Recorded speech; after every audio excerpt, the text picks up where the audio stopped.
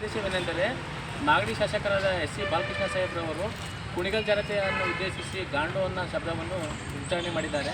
ಅವರು ಶಾಸಕರು ಉದ್ದೇಶಿಸಿ ಮಾತಾಡಿದ್ರು, ಕುಣಿಗಲ್ ಜನತೆಯ ಉದ್ದೇಶಿಸಿ ಮಾತನಾಡಿದ್ರು ಗೊತ್ತಿಲ್ಲ.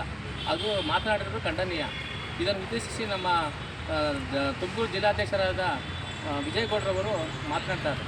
ಸ್ನೇಹಿತರೆ ನಮಸ್ಕಾರ. ಇವತ್ತು ಇಲ್ಲಿ ನಾವು ಪ್ರಶ್ನೆ ಕರೆದಿರ್ತಕ್ಕಂಥ ಉದ್ದೇಶ ಇದೆ ಅಂತ ಹೇಳಿದ್ರೆ, ನಿನ್ನೆ ಆಲ್ರೆಡಿ ನಾವು ಮಾತಾಡಿದ್ದೀವಿ ಬಾಲಕೃಷ್ಣ ಅವ್ರಿಗೆ. ಇವಾಗ ಆಲ್ರೆಡಿ ಅವರು ಪ್ರೆಸ್ ಮೀಟ್ ಮಾಡಿದ್ದೀವಿ. ನಿನ್ನೆನೂ ಕೂಡ ಅವರು ಬಂದು ಬಹಿರಂಗವಾಗಿ ಸಾರಿ ಕೇಳಬೇಕು, ಕುಣಿಗಲ್ ತಾಲೂಕಿನ ಜನರ ಮುಂದೆ ಸಮರ್ಪಣೆ ಕೇಳಿ ಇವತ್ತು ನಮ್ಮ ರಂಗಸಮ್ಮನವ್ರು ಹೇಳಿದ್ರು. ಏನು ಹೇಳಿದ್ರು ಅವರು, ಕುಣಿಗಲ್ ತಾಲೂಕಿನ ಗಾಂಡಿ ಇರ್ತಕ್ಕಂಥ ಶಬ್ದನ ಬಳಸಿದ್ರು ಬಾಲಕೃಷ್ಣ ಅವರು ಅಂತೇಳಿ.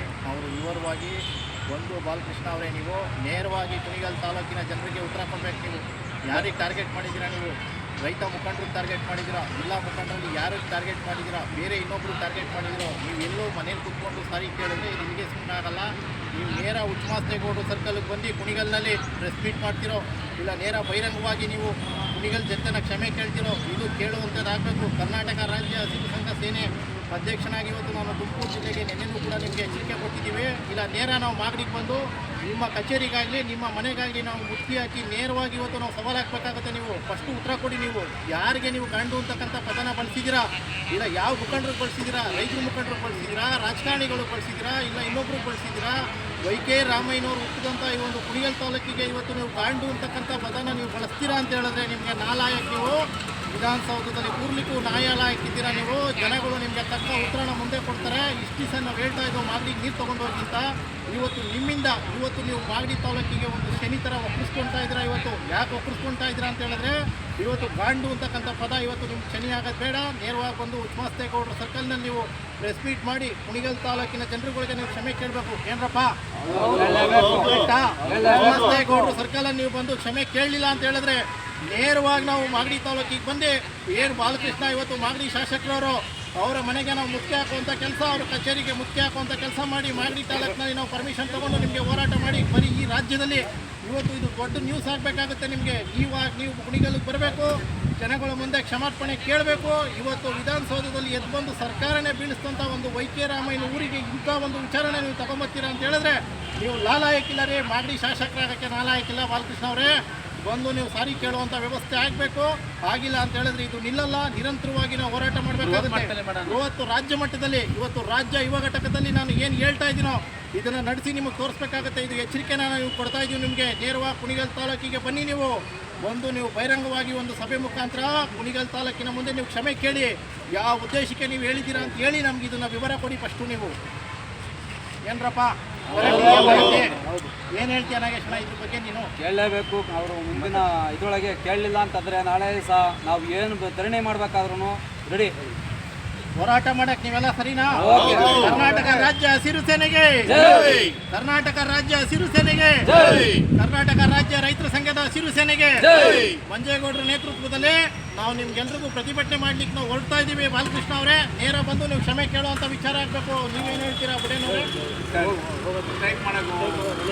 ನೀವೆಲ್ಲ ರೆಡಿ ಇದ್ದೀರಾ?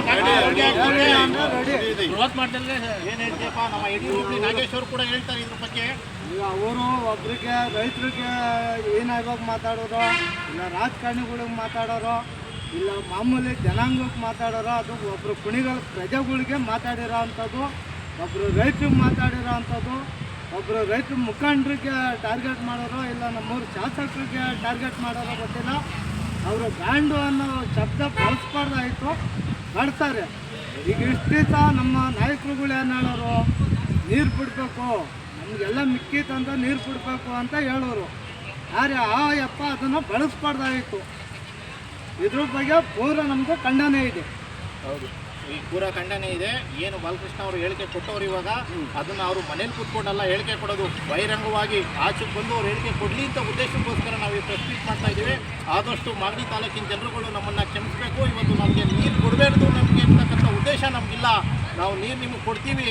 ಬಾಲಕೃಷ್ಣ ಅವರು ಇವತ್ತು ಏನು ನಿಮಗೆ ಮಾಗಡಿಗೆ ಸರಿಯಾಗಿ ಒಪ್ಪಿಸ್ಕೊಂಡಿದ್ದಾರೋ ಅವ್ರನ್ನ ಇವತ್ತು ತಿದ್ಕೊಳ್ಳಿಕ್ಕೆ ಅವಕಾಶ ಮಾಡಲಿಕ್ಕೋಸ್ಕರ ನಾವು ಇವತ್ತು ಪ್ರೆಸ್ ಮೀಟ್ ಕರೆದಿದ್ದೀವಿ. ಬೇರೆ ಇನ್ಯಾವ ಉದ್ದೇಶನೂ ಇಲ್ಲ. ರೈತ ಮುಖಂಡರುಗಳೆಲ್ಲ ನಮ್ಮನ್ನು ಕ್ಷಮಿಸಿ. ಇದೇ ತಾಲೂಕಿಂದ ನಿಮ್ಮ ಬಾಲಕೃಷ್ಣ ಅವ್ರಿಗೆ ಹೇಳಿದರೆ ನೀವು ಕೂಡ ಇದನ್ನೇ ಮಾಡ್ತಾ ಇದ್ರಿ ನಿಮ್ಮ ತಾಲೂಕಿನಲ್ಲಿ. ಇದನ್ನು ಸಮರ್ಥವಾಗಿ ಯೋಚನೆ ಮಾಡಿ ನಿಮ್ಮ ಬಾಲಕೃಷ್ಣ ಅವ್ರಿಗೆ ನೀವು ತಿಳಿಸಿ ಬಂದು ಕುಣಿಗಲ್ ತಾಲೂಕಿನಲ್ಲಿ ಸಾರಿ ಕೇಳೋವರೆಗೆ ಇದು ನಿರಂತರವಾಗಿ ಹೋರಾಟ ನಿಲ್ಲಲ್ಲ. ಇದು ಹೋರಾಟ ಮಾಡ್ತಾ ಇದ್ದೀವಿ. ಬೃಹತ್ ಮಟ್ಟದಲ್ಲಿ ದೊಡ್ಡ ಮಟ್ಟಕ್ಕೆ ರಾಜ್ಯ ಯುವ ಘಟಕಕ್ಕೆ ತಗೊಂಡೋಗಿ ಹೋರಾಟ ಮಾಡ್ಲಿಕ್ಕೆ ನಾವು ರೆಡಿ ಇದ್ದೀವಿ.